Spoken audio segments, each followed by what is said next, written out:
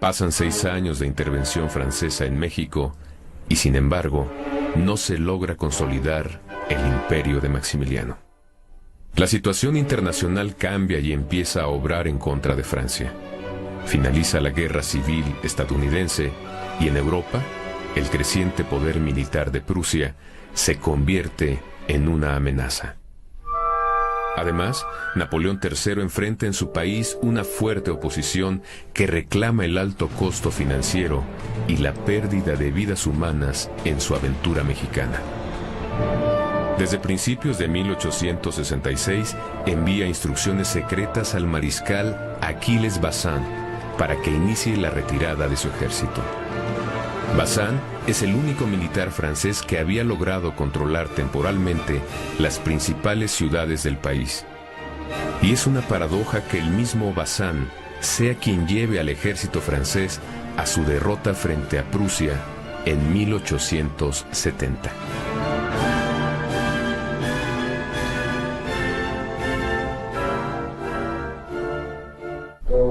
En la primavera de 1865, Maximiliano y Carlota cumplían apenas un año en el trono de México y aparentemente tenían viento en popa.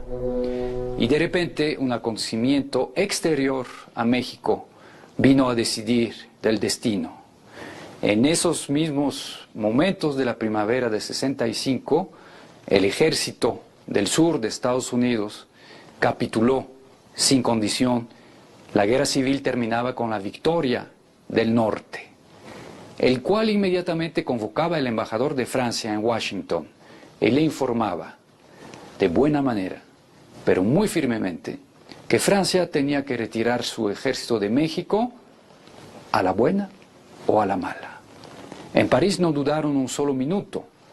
Francia tenía 30.000 hombres en México. Los Estados Unidos al final de la guerra civil tenían más de 1 millón de soldados en armas y deseosos de echarse sobre México para expulsar a los franceses. Así que inmediatamente, sin que lo supiera Maximiliano, Napoleón dio la orden al mariscal Bazin de preparar un retiro escalonado, pero en un plazo no mayor de 1 año y medio de México. De ahí nació la fama de traidor del pobre de Bazin, que tuvo que guardar el secreto durante casi 1 año. Al año siguiente, en 1866, ya públicamente anunciado la nueva política francesa, Napoleón tuvo que acelerar la evacuación de México, porque en julio de 1866 cayó como bomba la noticia de que en una sola batalla la relativamente pequeña Prusia había acabado, había aniquilado el ejército del enorme imperio austrohúngaro.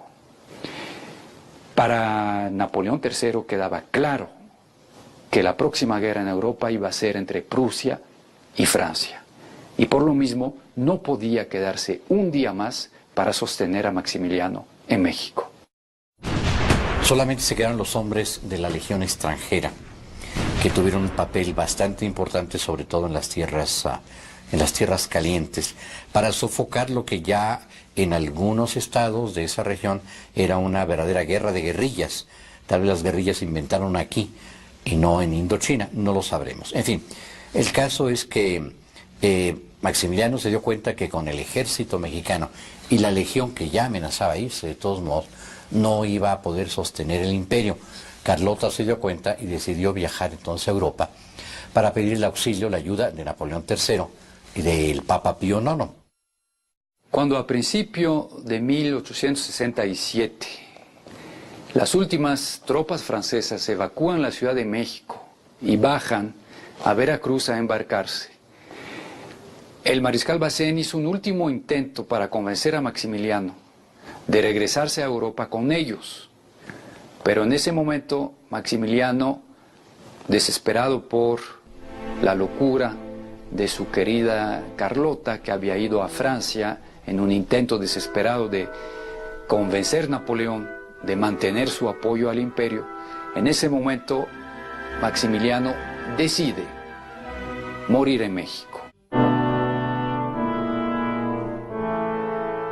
Bueno, una vez ida Carlota a Europa, pues Maximiliano empieza a considerar retirarse, la retirada de México, a pesar de que él había dicho que nunca lo haría. Pero en fin, empieza a empacar sus cosas y llega hasta Orizaba, donde, que yo recuerdo, conoce al padre Fisher, uno de los elementos más ultramontanos que había en aquella época, un tipo con una historia fantástica, y lo convencen no tanto de regresar a México, sino de refugiarse en Querétaro. Es una de las cosas más inexplicables que suceden entonces, porque se sabe muy bien que Querétaro era una especie de ratonera.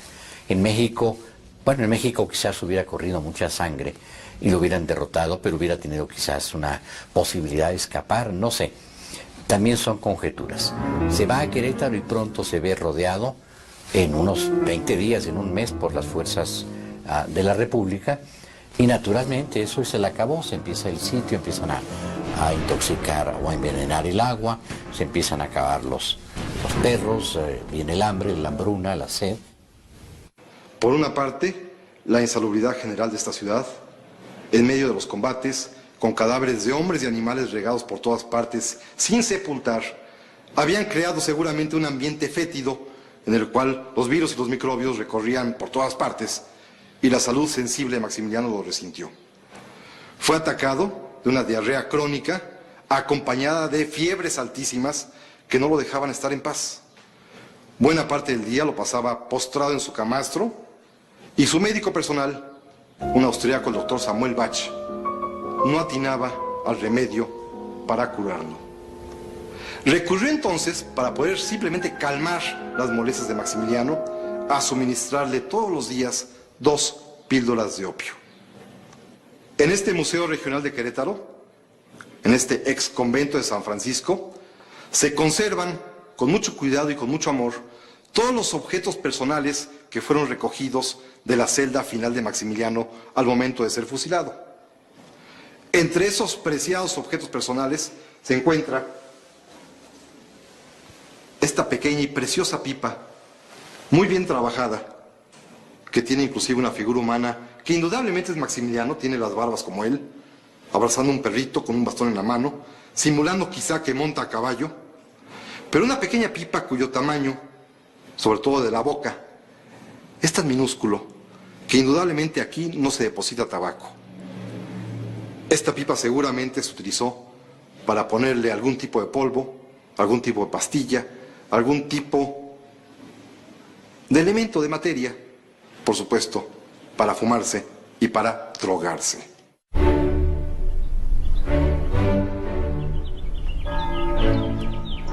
Nos encontramos en el convento de la Cruz, convento franciscano de Querétaro, que fue el lugar donde Maximiliano estableció su cuartel general. Durante 70 días o casi 70 días, Maximiliano estuvo aquí. Estuvo aquí en sus últimos días como emperador, que eran sus primeros días como jefe de guerra, que nunca había sido. Y ahí manifestó, a la vez que una gran indecisión como comandante supremo, un valor personal frente al peligro tan grande que despertaba el entusiasmo de las tropas y al mismo tiempo la inquietud de sus prójimos, que pensaba que realmente el emperador andaba buscando la muerte. La última foto de Maximiliano que se le tomó vivo en México, obviamente, es una foto muy interesante, además por diferentes motivos. Es una foto en donde aparece Maximiliano vestido con traje de militar mexicano, varias condecoraciones al pecho. Si nos fijamos un poco en el detalle, notaremos que la barba de Maximiliano está chamuscada porque hay una referencia que una granada le explotó y le llegó muy cerca de la barba. Es una foto en donde aparece muy delgado, aparece un hombre cansado, un hombre que ha sufrido el sitio de Querétaro durante varios días y que obviamente está agotado por todo eso.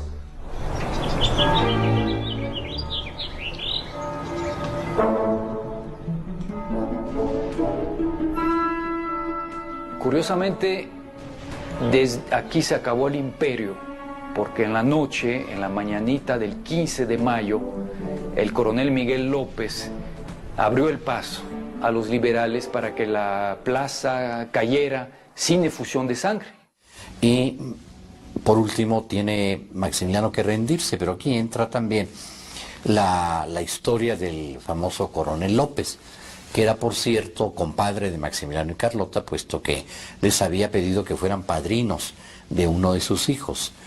Y pues aquí la historia se divide entre aquellos que opinan que Miguel López fue traidor a Maximiliano y aquellos que dicen que no fue un traidor, sino que en un momento dado Maximiliano ya no quería que se derramara más sangre y lo envió como emisario al general Escobedo para decirle: usted puede entrar a la plaza a tal hora de la madrugada, tal día.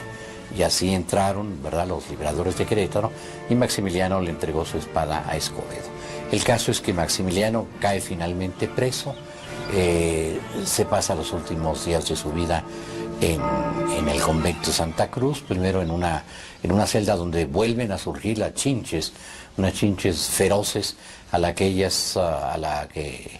que Maximiliano bautiza como Cimex vulgaris queretaris, ¿no? Maximiliano, emperador, fue el hombre más indeciso y más infeliz del mundo. Como comandante militar siguió indeciso y sufriendo enfermedades psicosomáticas, resultado de su angustia permanente y de su indecisión permanente. A partir del 15 de mayo, ya como preso y como hombre que había demostrado que era valiente y que no temía la muerte, se le acaba la angustia, porque ya no tiene que tomar decisiones. Su destino está en manos de sus jueces militares o del presidente Benito Juárez, y no le importa cuál sea la decisión tomada. Es más, espera la muerte como un alivio. Realmente es una ilustración de esa contradicción de la naturaleza humana. Estamos en un sitio histórico, en un verdadero monumento nacional. Aquí, en este lugar llamado en época del Segundo Imperio Teatro Iturbide, hoy Teatro de la República, en el mes de junio de 1867, aquí mismo, en este hermoso teatro, en este escenario, se reunió el Consejo de Guerra que condenó a muerte al emperador Fernando Maximiliano de Habsburgo. Siguiendo instrucciones precisas del presidente Benito Juárez, el general Mariano Escobedo dispuso la celebración del Consejo de Guerra que juzgaría al emperador Maximiliano y a sus principales generales, Tomás Mejía y Miguel Miramón. Maximiliano, pensando que su dignidad se vería muy lastimada si se presentaba ante el Consejo de Guerra, ante los oficiales republicanos que estarían seguramente llenando las butacas y las tribunas de este teatro, decidió no presentarse. Tuvo un recurso, un buen pretexto. Estaba verdaderamente enfermo y su médico, hablando con el médico en jefe del ejército republicano, lo convenció de que los males del emperador, una crónica diarrea con fiebres altísimas, le impedían presentarse ante el Consejo de Guerra. Como una gran paradoja, tanto Maximiliano como Miramón y Mejía recurrieron para su defensa a abogados del Partido Liberal, del Partido Republicano, de los enemigos del imperio. Maximiliano tuvo como principal consejero jurídico a Mariano Riva Palacio, el padre del general Vicente Riva Palacio. Maximiliano fue juzgado conforme a la ley del día 25 de enero de 1862. Una ley que el presidente Juárez expidió en uso de facultades extraordinarias que le había concedido el Congreso para castigar con la pena de muerte a todos aquellos que atentaran contra la integridad, la soberanía y la honra nacional.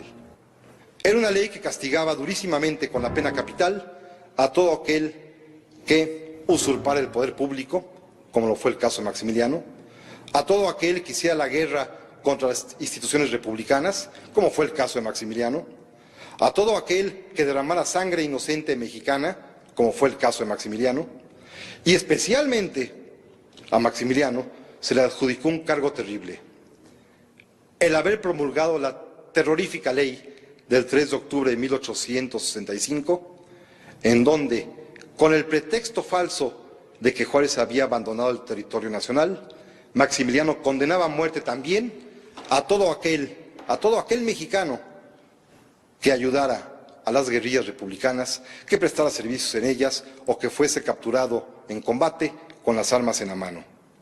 Una ley que causó un gran derramamiento de sangre mexicana y que después le sería cobrada a Maximiliano el día de su juicio. La ley del 3 de octubre de 1865 era terrible. Al pensar que Juárez se había llevado a la República más allá del río Bravo, convirtió esta ley a los republicanos en simples bandoleros y sediciosos.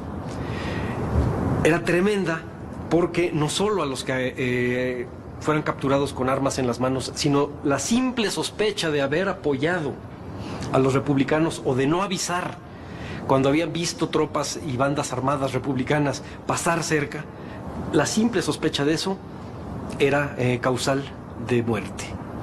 Esta ley es importante porque a la caída del imperio, la acusación más fuerte entre las 13 que se hacen a Maximiliano, la acusación más fuerte tenía que ver con esto, que fue un atentado contra su propia sociedad. Es necesario también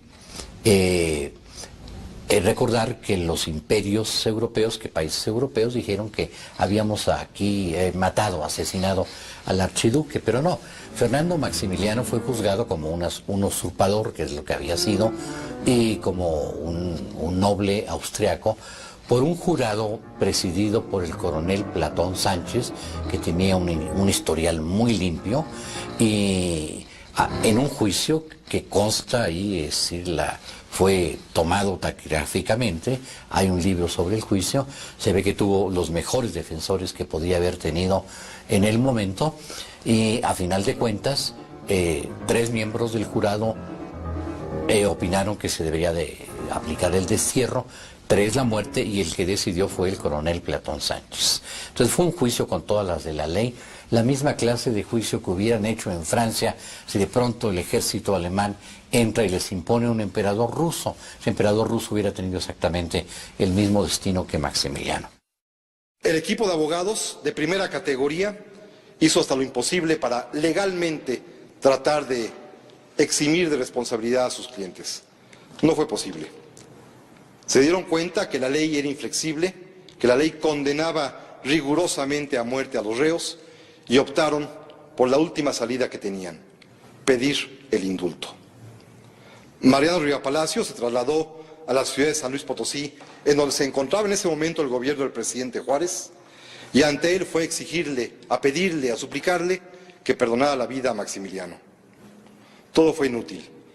Tan inútil como lo fueron también las cartas de hombres famosos que en su tiempo imploraron por Maximiliano, fundamentalmente el gran poeta y novelista francés Victor Hugo. Un Victor Hugo republicano que siempre había peleado y luchado en contra del imperio francés de Napoleón III, le escribía a Juárez para pedirle la vida de Maximiliano.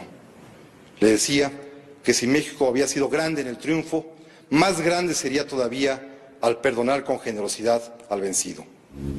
Y cuando un personaje fabuloso, que era la princesa Salm-Salm, casada con un príncipe austriaco, Salm-Salm, y que había sido ella caballista de circo, una mujer, tenía mucha fama de ser muy bella, y grabados de la época, era muy bella y muy valiente, con muchos pantalones realmente, le fue a pedir gracia a Benito Juárez, y Juárez, que solía decir con frecuencia frases célebres, dijo: señora, no mato al hombre, mato a la idea. Juárez, entre otras cosas, tenía miedo de que con ese carácter tan veleidoso de Maximiliano de pronto se regresara de Veracruz, o se regresara incluso de Trieste, de Miramar, para volver a intentar el imperio. Y además porque Juárez consideraba que era necesario dar una lección de este tipo, que Europa no olvidara. Desgraciadamente los países siempre olvidan, pero bueno, así es la cosa.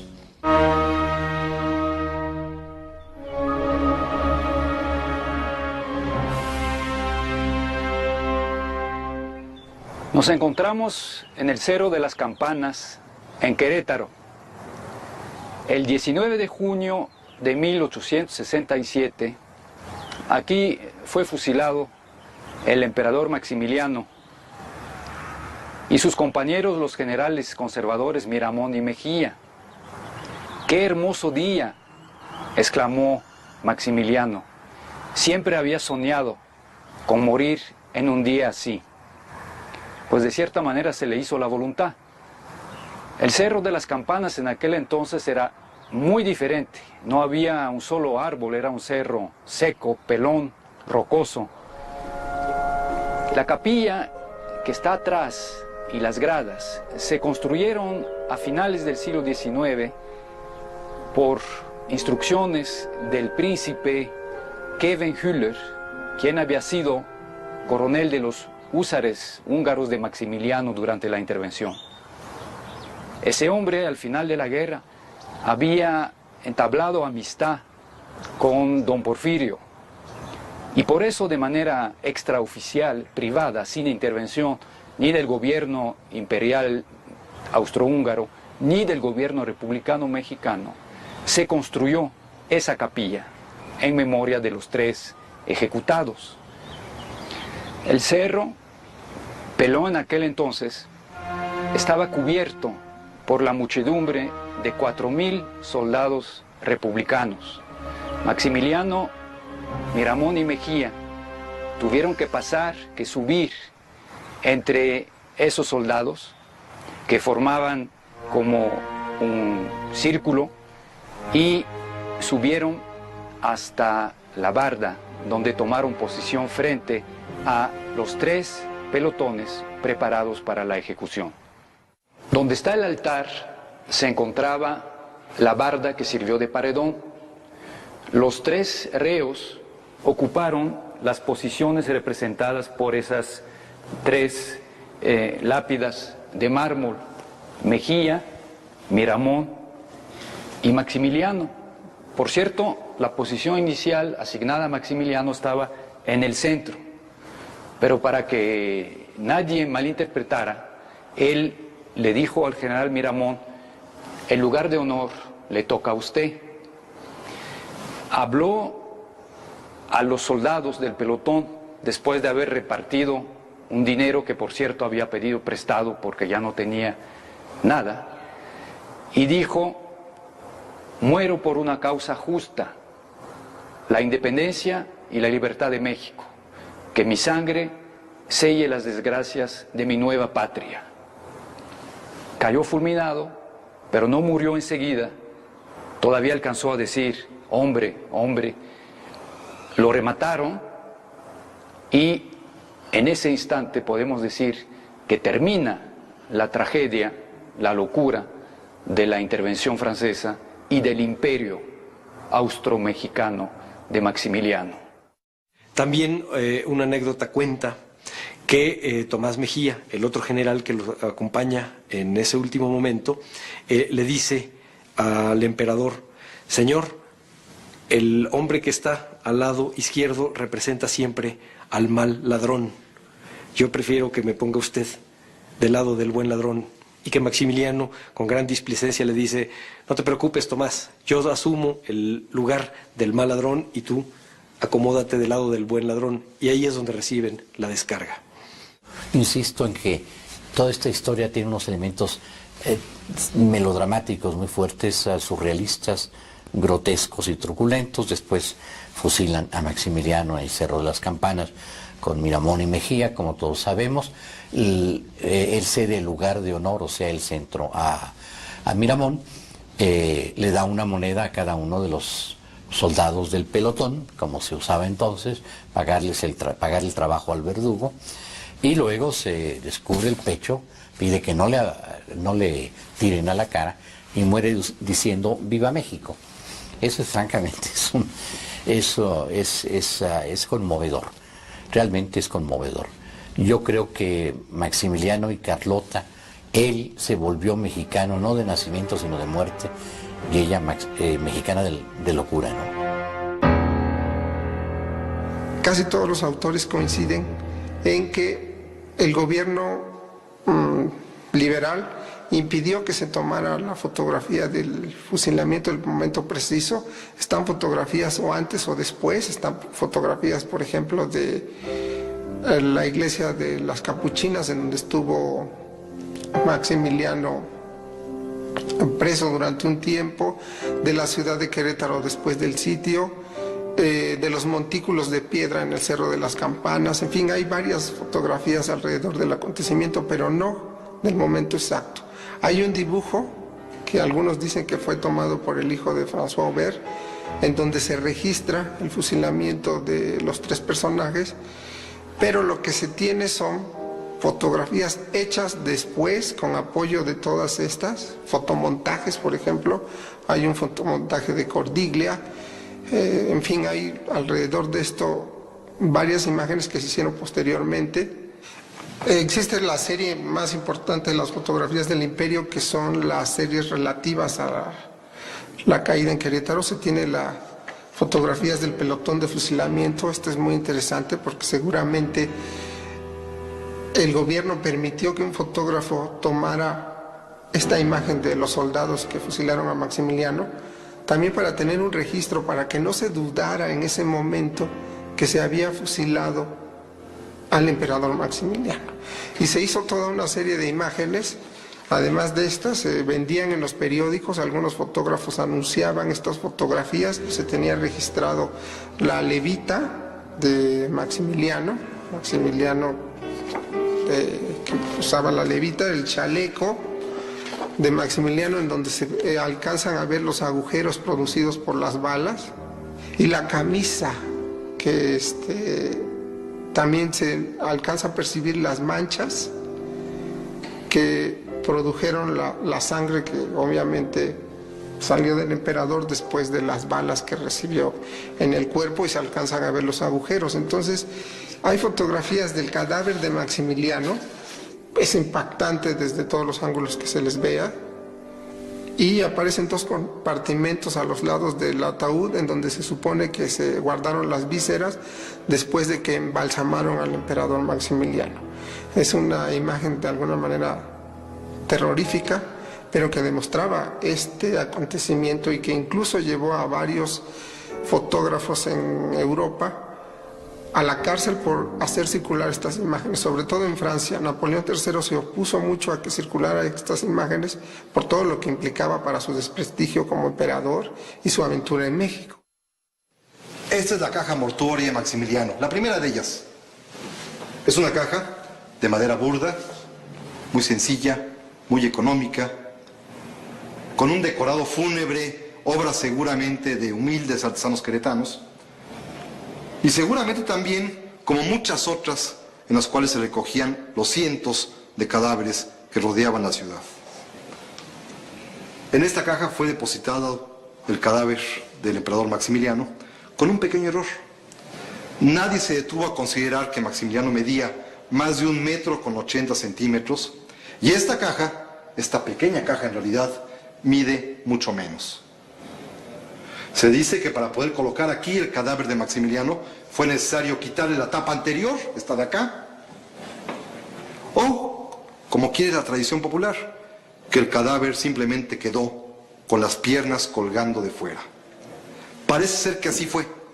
Parece ser que el cadáver fue llevado en un carromato por toda la ciudad de Querétaro, desde el Cerro de las Campanas hasta el convento de Capuchinas, con los pies del emperador colgando de fuera de su caja.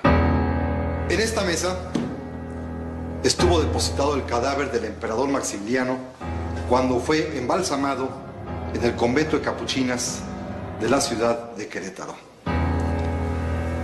La operación estuvo a cargo del médico queretano Vicente Licea, quien, por principio de cuentas, procedió con un bisturí a abrir el vientre del emperador para extraer de él lo primero que se echa a perder: las vísceras, el corazón, los pulmones, el estómago, los intestinos. Cuentan que Licea, al momento que realizaba esta operación, al momento de introducir las manos en el vientre abierto del emperador, dijo: ¡qué voluptuosidad! Lavarme las manos con la sangre de un monarca.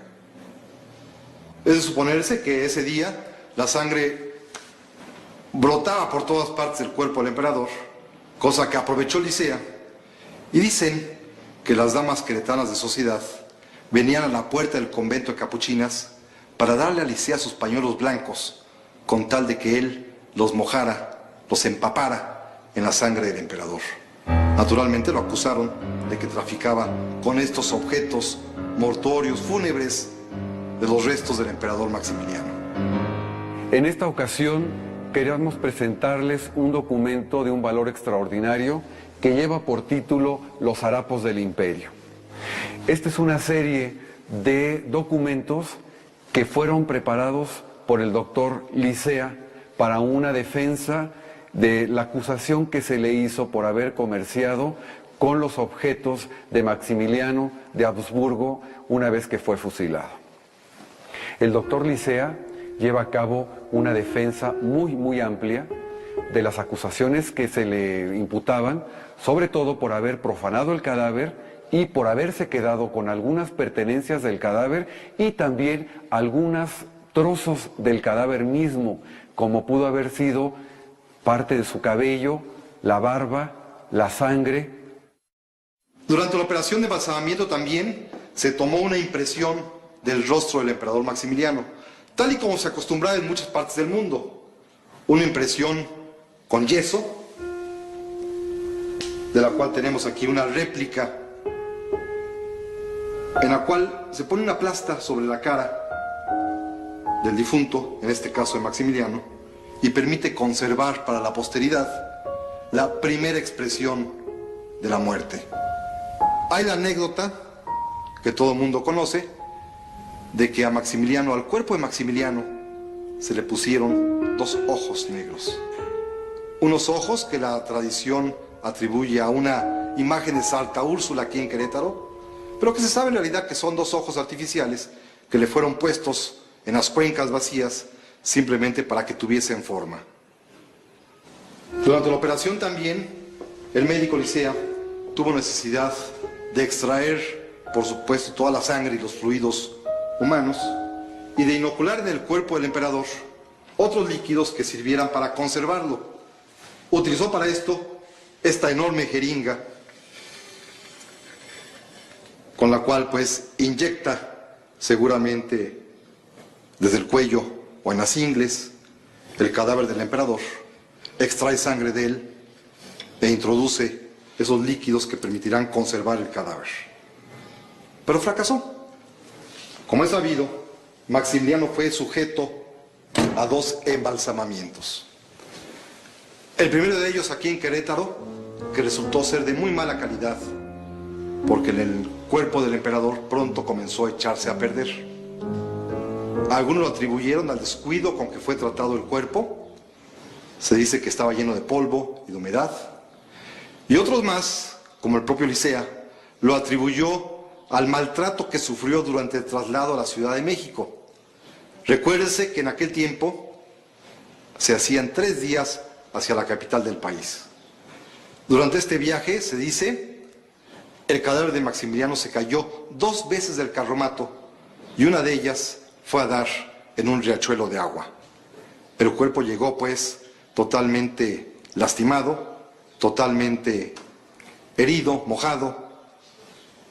Y cuando Juárez, el presidente Juárez, decidió devolver el cadáver a la familia imperial austriaca, al darse cuenta del triste y lamentable estado del cadáver, ordenó un nuevo embalsamamiento. Este fue realizado con mucho más cuidado para poderlo entregar, por lo menos con cierto decoro, a la familia de Maximiliano. ¿Quién le iba a decir al doctor Licea en el año de 1867, cuando preparaba el cadáver de Maximiliano, que iba a ser también uno de sus grandes dolores en la última etapa de su vida? Sabemos que estuvo preso más de 2 años, que tuvo que llevar a cabo una defensa extraordinaria y que finalmente fueron momentos de reflexión que él pasó dentro de la cárcel y que llevó a cabo el escrito de una serie de documentos como precisamente las técnicas que utilizaron los egipcios para llevar a cabo el embalsamamiento de las momias de aquel tiempo. De cualquier suerte, los restos deben haber estado en un estado verdaderamente lamentable y lastimoso, porque la madre de Maximiliano, la archiduquesa Sofía, cuando vio el cadáver de su hijo, exclamó: "Este no es mi hijo". La archiduquesa Sofía escribiría a la hora de la partida de Maximiliano para México una carta premonitoria. Esa carta, escrita a una amiga, decía cómo había llorado porque estaba seguro que la despedida era definitiva. Porque decía: si Maximiliano triunfa, no volverá, se quedará en México. Y si Maximiliano fracasa, morirá en México. Unos años después, cuando Maximiliano, en el declive de su imperio, se encontraba en Orizaba, casi con un pie en el estribo, para ir a Veracruz, a tomar el barco para regresar a Europa, como querían los franceses, que se estaban retirando, recibió una carta de su madre, la archiduquesa Sofía. En esa carta le recordaba que el honor le impedía a un Habsburgo darse por vencido y retornar fracasado a Viena. Parece que esa carta pesó mucho en la decisión final de Maximiliano de quedarse en México para morir. De modo que cuando él se ve totalmente perdido, sin posibilidad ninguna de regresar a Austria, ya su madre se lo había escrito, le había dicho: no vuelvas nunca más, aquí serás un donadie. Y sí, es necesario considerar que si a Maximiliano le hubieran perdonado la vida, si hubiera obtenido la gracia de Juárez, hubiera regresado a Miramar prácticamente como un donadie, absolutamente en una posición muy, muy humillante. Y yo creo que para él fue la muerte una redención, de alguna manera adquirir una dignidad que no pudo adquirir durante los fracasadísimos 3 años del imperio que iban dando de tumbo en tumbo.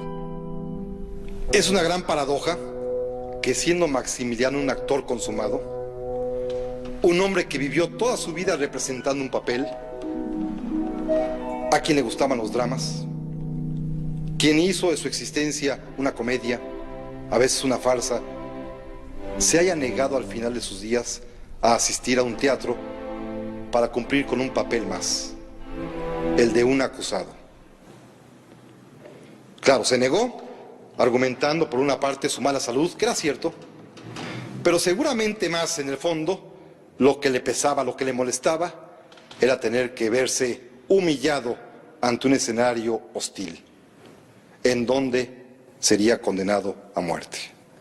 Pero de todas maneras lo hizo, cumplió con él.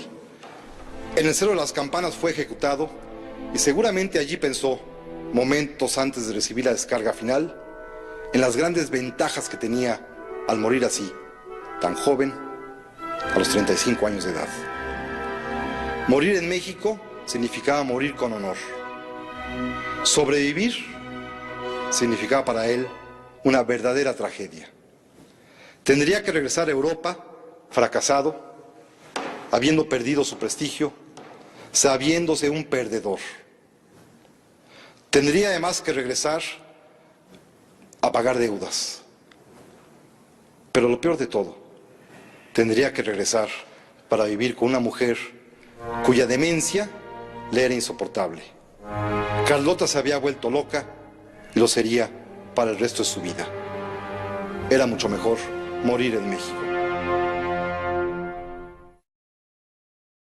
El triunfo de la República significó el triunfo del federalismo sobre el centralismo, del liberalismo sobre el conservadurismo, el establecimiento de un Estado laico y la advertencia a las potencias extranjeras de que México defendía su soberanía. De ahí viene lo que conocemos como la doctrina Juárez, que es precisamente el exigir a la comunidad internacional el respeto al Estado mexicano, la no intervención y además el trato entre iguales. Juárez ya no buscaría el reconocimiento de las potencias extranjeras a cambio de tratados ruinosos, sino que buscaría solamente tener relaciones con aquellos países que trataban a México con el trato respetuoso que debe tener un Estado nacional, el trato entre pares. Después de la muerte de Maximiliano, muchos historiadores dicen que se restauró la República con el regreso de Juárez. Otros dicen que no hubo tal restauración, que se instauró una nueva república que había sido interrumpida. Y yo creo que de facto fue así. De facto el poder lo tuvieron Maximiliano y Carlota durante cerca de 3 años. Ahora, lo que sucede también casi siempre cuando un invasor extranjero llega a un país es que aquellos que estaban unos en contra de otros se unen por defender al país. Eso lo vimos en Argentina cuando la invasión inglesa, se ha visto muchas veces a través de la historia.